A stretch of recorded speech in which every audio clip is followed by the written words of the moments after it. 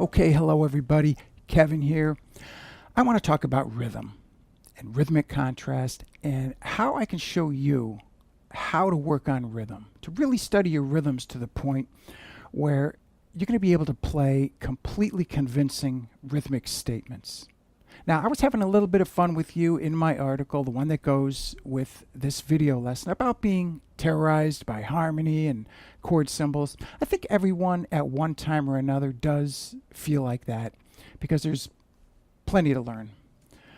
But I want to convince you, or better yet, I want you to be able to convince yourself that if you're going to play smoking bass lines and solos, that you're going to accomplish that by having great rhythmic skills.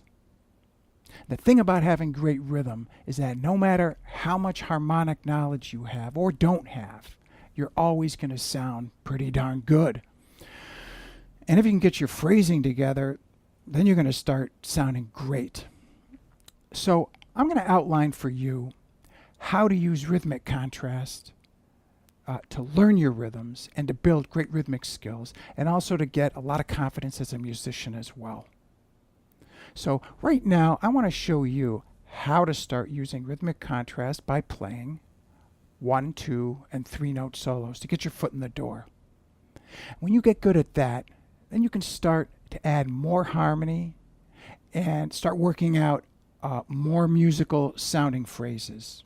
And when your skills approach professional level, then you can start trying exercises on chord progressions and standards, these exercises. So check out this example. I'm just using a C minor chord vamp, C Dorian, notes of B flat major scale. And this time I'll trade off quarter notes with eighth notes, and I'll start out only using one note, and then I'll move on from there.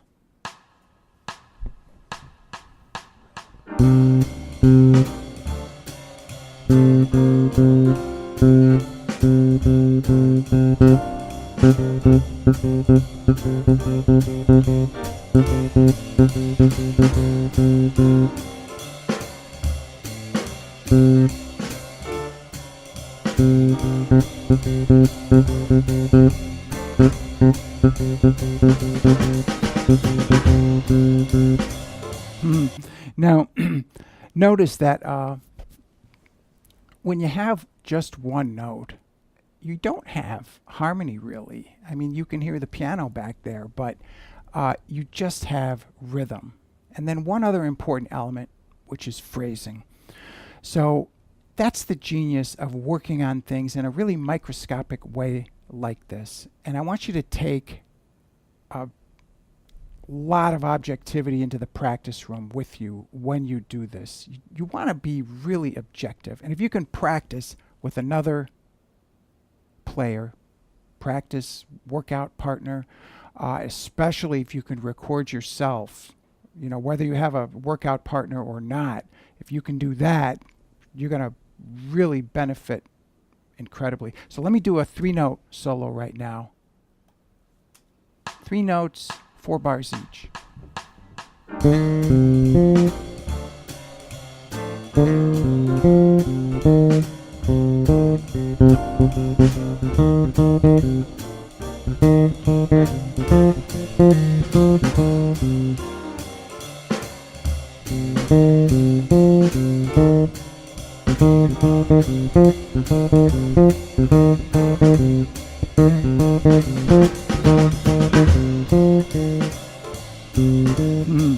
You know, these really are a lot of fun once you get into the swing of it there, no pun intended.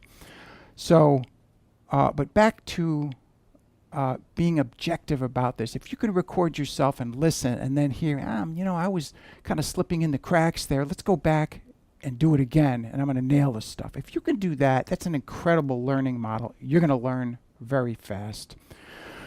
So let me take it right now into all notes. Here we go.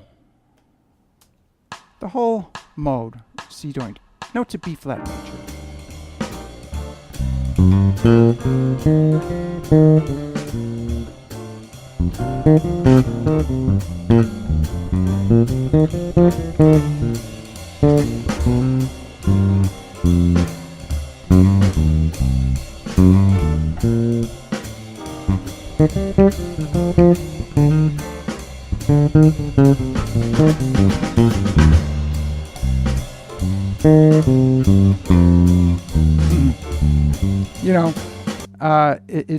It's really possible to enjoy these exercises. So remember, being super objective when you do this, and most of the time you're just going to be doing 4-bar sections, and always remember accuracy before artistry. And once you start getting into this stuff, once you really know your rhythm, think about your rhythms. You got whole notes, you got halves, quarters, quarter note triplets, right, in increasing order of damage here. Then eighth notes, and then eighth note triplets and sixteenths. Basically that, without all the dotted stuff and the groupings and, the Frank Zappa tunes. 7 rhythms, right? 7 rhythmic colors of the rainbow. So if you can take that in the next 6 months of guru level concentration, and work this stuff out, and just do one note. You don't know that rhythm, you just use one note and make sure you can nail that thing. One note, 2 notes, 3 notes, and then all notes. And you can just take one grip, of like 5 notes and do it that way too. But if you can do a massive drill down in the next 6 months, working on this 20, 30 minutes a day. Once you get the hang of it, you're going to want to practice a lot longer than that.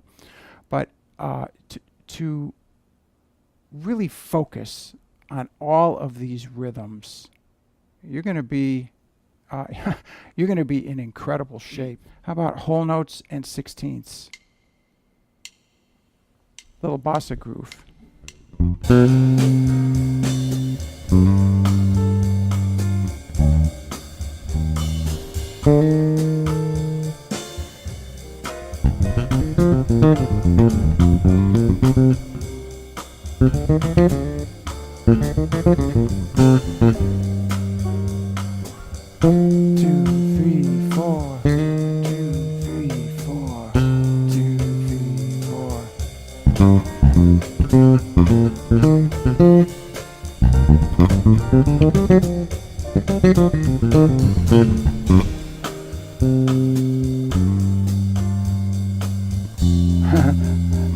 I was falling off the wagon there. I played a couple of half notes.